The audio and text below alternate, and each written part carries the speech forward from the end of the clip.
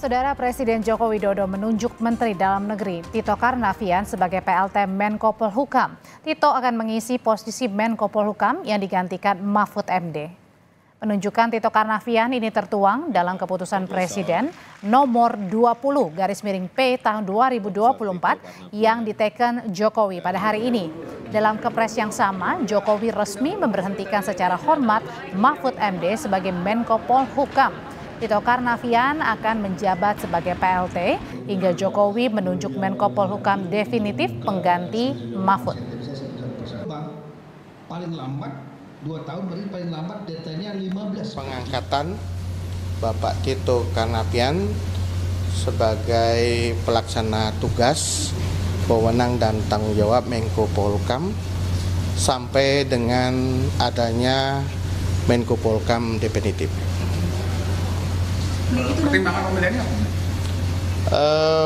Pak Tito Karnavian kan termasuk di dalam jajaran Menteri-Menteri Kementerian Kemenko Polhukam adalah salah satu menteri yang senior ya, selain juga ada beberapa menteri yang lain ya. Jadi Bapak Presiden menunjuk beliau sebagai Menko Polhukam, PLT Menko Polhukam.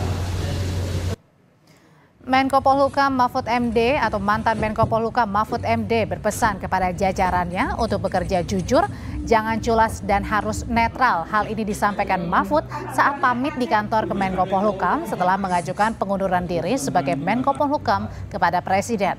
Mahfud ingatkan jajarannya untuk jangan culas dan jaga netralitas. Jangan terbawa arus karena kekuasaan itu bergilir. Yang terpenting dari itu teruslah bekerja dengan penuh kejujuran, tidak boleh culas, tidak boleh culas. Saudara, setiap keculasan itu akan menimbulkan akibat buruk bagi siapapun. Hanya nunggu waktu. Saya minta saudara netral. Saudara nanti tidak benar sikap politik, nanti saudara pilih sendiri, tapi kepada masyarakat netral kamu, jangan milih ini, jangan tidak bisa ngomong. Saudara pilih sendiri aja, ada siapa saja yang diyakini oleh saudara. Jangan terbawa oleh arus karena kekuasaan itu bergilir.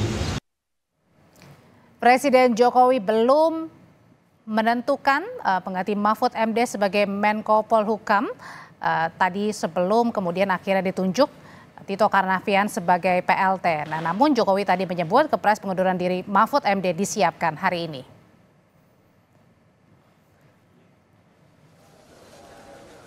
Ya, kemarin sudah menyampaikan surat pengunduran diri kepada saya dan pagi hari ini kepresnya kita siapkan. Belum, masih kemarin sore ya, beri waktu sehari, 2 hari, 3 hari lah.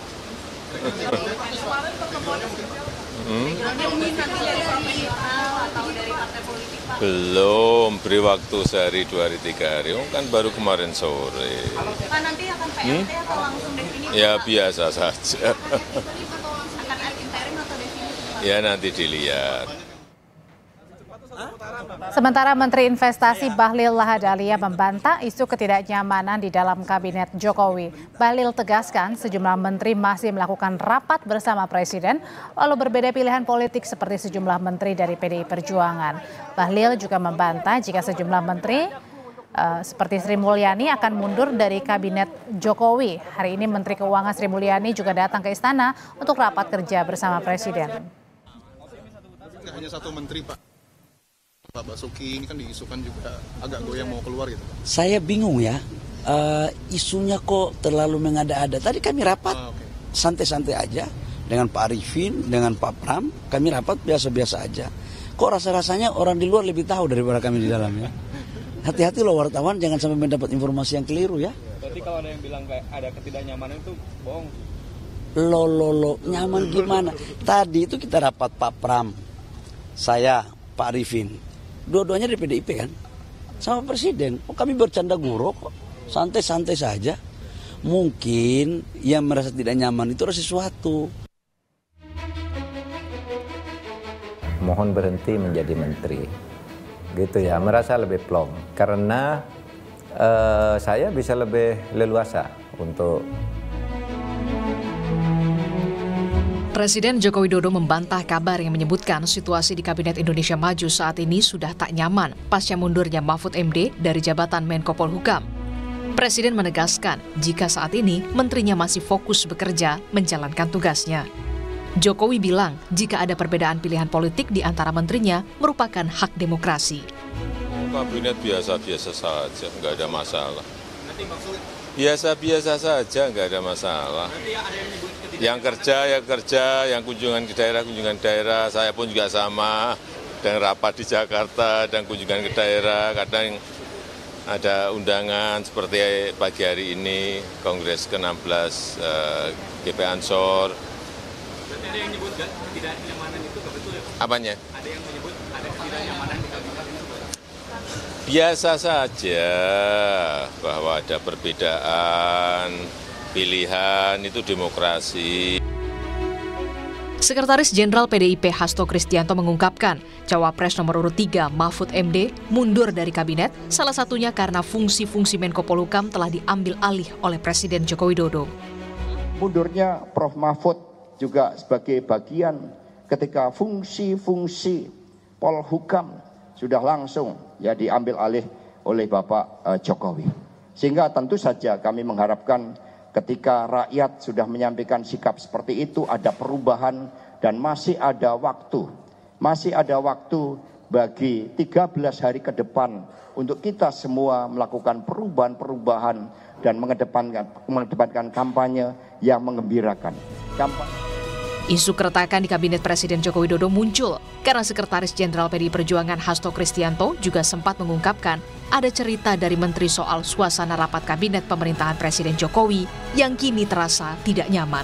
Isu keretakan ini ramai-ramai dibantah oleh Menteri Kabinet Jokowi. Tim Liputan, Kompas TV. Lebih lengkap tentang penunjukan Tito Karnavian sebagai PLT Menko Polhukam dan isu Kabinet Jokowi tak solid, kita saat ini terhubung dengan jurnalis Kompas TV Triksi Valencia di Istana. Triksi, jadi sebenarnya apa alasan Presiden Jokowi ini menunjuk Tito Karnavian sebagai PLT Menko Polhukam?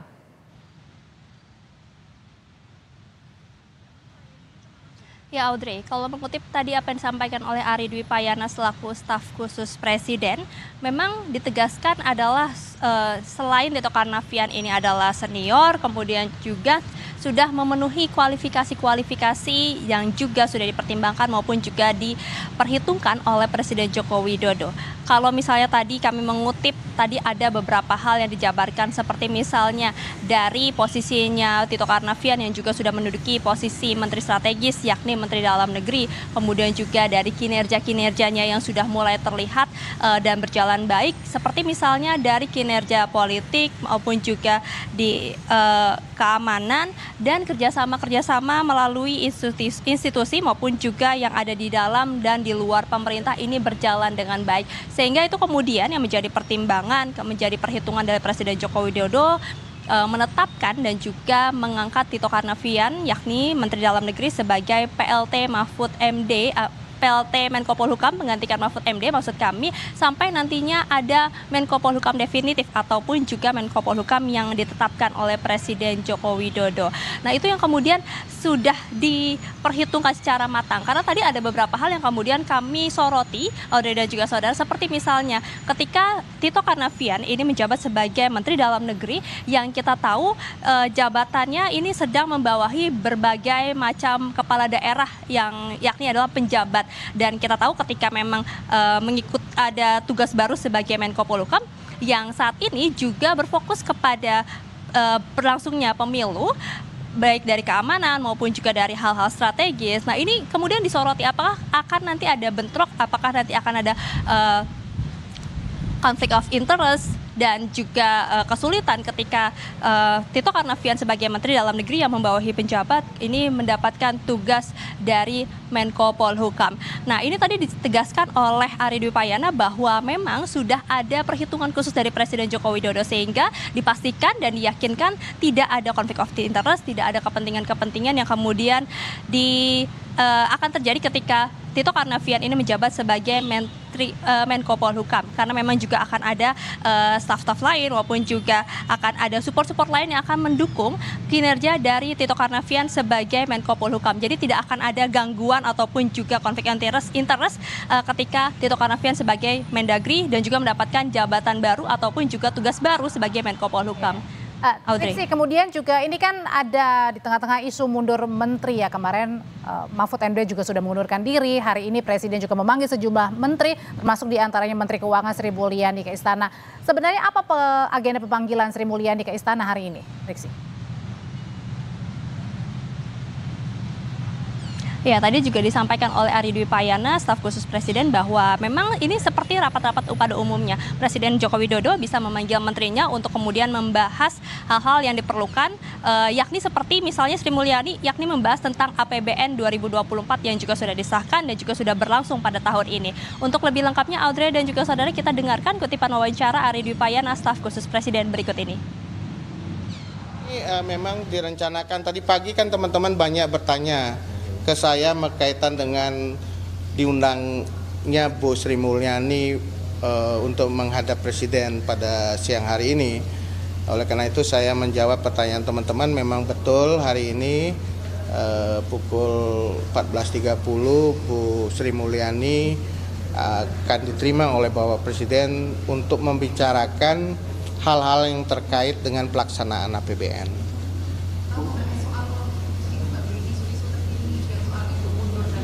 Oh enggak, kita bicara soal APBN.